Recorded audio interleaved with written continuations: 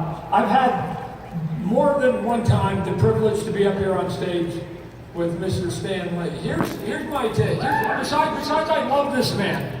He's an anomaly. Most people, Stan, do not hit the apex of their career at 94. So most people go, we're going to make a career and then we're going to come down. Here's what I believe Stan Lee is to me, and I think to a lot of other you guys. Stan Lee is a national treasure.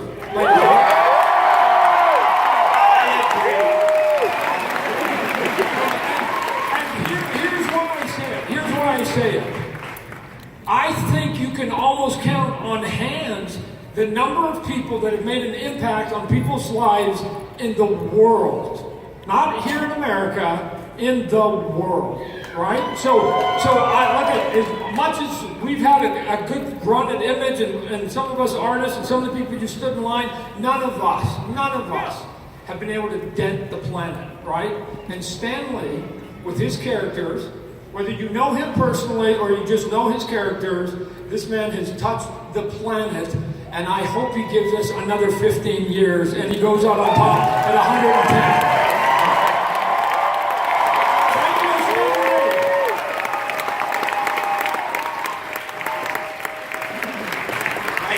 Okay, so let's You parked the stage long enough. Yes. And if you can't say something nice about somebody, Let's just get straight to the question that's on everybody's mind. Is your favorite character in comic books Spawn or Spawn? Yeah, it's an easy answer right now. I gotta make a confession. Even though I know I look like a model of physical perfection, my hearing is not what it used to be. And the funny thing is, I can hear this guy fine when he talks. But when he talks into the microphone, it sounds to me like, so I don't know what the hell he's talking about. So if you want me to answer you, put the idiot microphone down, talk loud enough for them to hear you, and I'll know what you're saying. Otherwise, Claire and I are going to have a lovely time here, and you can do whatever it is you do.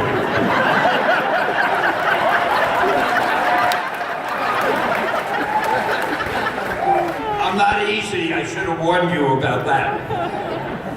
All right, so let's talk about the cameos. I have a kid that's staying with me from Germany. When I said I know Stan Lee, he goes, I don't know who that is.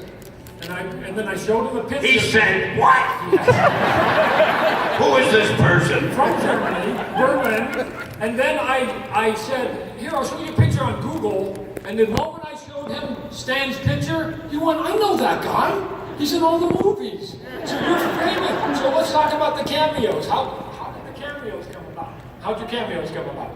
Because the guys in Germany know you from that, right? The people in Hollywood realize how much audiences love me. But I don't have time to star in the movies, which breaks their heart. They keep begging me, why can't you play Iron Man? Why can't you be Wolverine? I tell them, really guys, I'd love to, but I have other things to do. So, tearfully, they said, what if we give you just a little role, just so that the public gets a taste of you because you're so wonderful. And I couldn't argue with that. So we decided on these, what do you call them, cameos? I really call them supporting, starring roles, but we all have our own names for them. And somehow or other I seem to have made a career out of this. All of a sudden, instead of saying, there's that wonderful writer who has given the world so much in literature, people say, oh yeah, that's that cameo guy, and they walk away. So I'm not happy about that. But you recently shot about 5 of them, right? And you can't tell us about it. So I'm not allowed to talk. I can't tell what they are. These are the most closely guarded secrets since D-Day. Really, if anybody ever found out what one of these cameos were, what would happen is they'd figure, well, there's no sense going to the movie. I know what his cameo is, and that's the only reason they go to the movie. I love these people.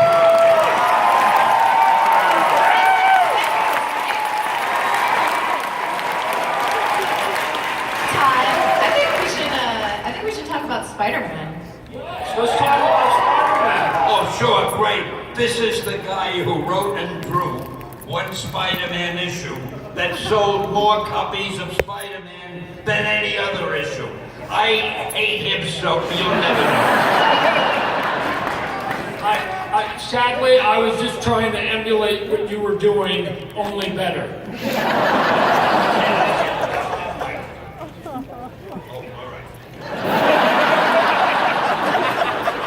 Doing so badly. I have two translators, and one of them is pretty.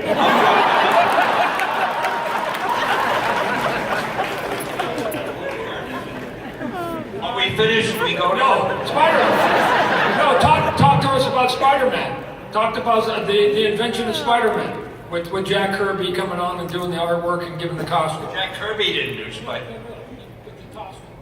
Oh, you know all about it. You want me to tell them? But what if they already know? Then I'll bore them. Do you want to know the intimate secrets about the creation of Spidey?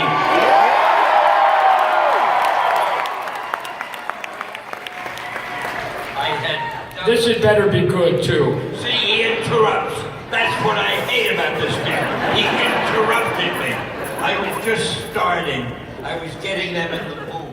You see, with me, it's like a symphony. The music has to start slowly and then it has to engage you. If you come in and say something, you lose the whole rhythm of the thing. Will you sit over there? Now, I love this man, but I have no taste. So anyway, we had done pretty well with the Fantastic Four, and we did well with whatever the hell, X-Men or whatever the next book was. And my publisher said to me, hey, come up with another superhero. Well, I was working for him, so that was in order. So I was trying to think of something unique. And I sat around in my room and I saw a fly crawling on the wall. And I thought, boy, wouldn't it be cool to have a superhero who could stick to walls like a... No, I'm not telling you the truth. I just realized that was years ago, and they didn't have the word cool. I probably said, wouldn't it be groovy to have a character who could walk on walls? So I thought that was a good idea. So then I needed a name. So, okay, Fly Man, nah. Mosquito Man, and I went down the list. And then I got to Spider-Man. Oh, it sounded so dramatic. And then I figured I'm gonna make him a teenager, because that'll be different. There are no real teenage superheroes. And I'll give him a lot of personal problems. Oh, I was getting excited about this. So I ran into my publisher, and I told him what I've just told you. And he said in words that will live in infamy, he said, that is the dumbest idea I have ever heard. He said, you can't call a character Spider-Man because people hate spiders. You can't have him be a teenager. A teenager can only be a sidekick. And you want him to have personal problems? Stan, don't you know what a superhero is? He did all but kick me out of the office. Well, we had a book called Amazing Fantasy. Fantasy, yeah. See why I keep him around? Called Amazing Fantasy. And we were going to publish the last issue. Now, when you do the last issue of a book, nobody cares what you put in it. The book is dying anyway. So to get it out of my system, I said, I'm going to put Spider-Man in that book.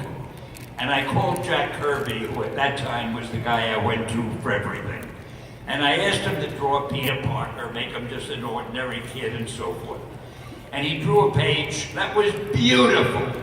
But I didn't feel he had Peter Parker. See, Jack makes everything look heroic.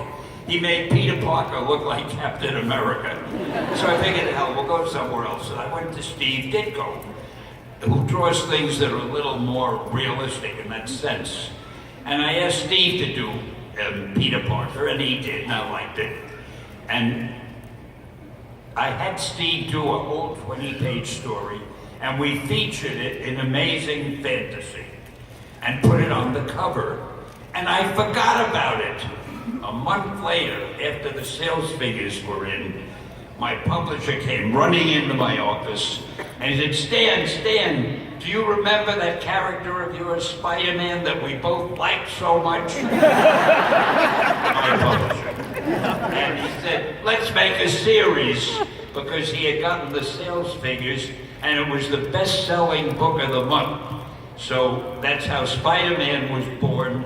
And if you had known it was going to be such a long story, you wouldn't have asked me to tell it.